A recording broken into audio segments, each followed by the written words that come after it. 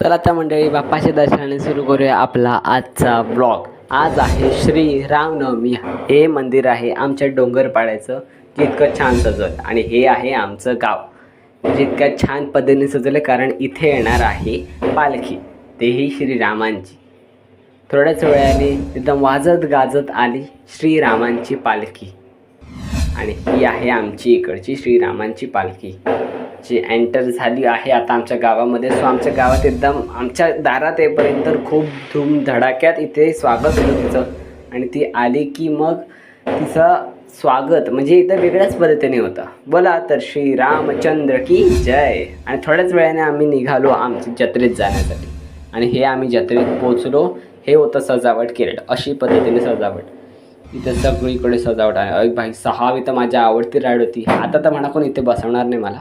असो, थोड्याच वेळाने आम्ही खाल्ल्या मस्तपैकी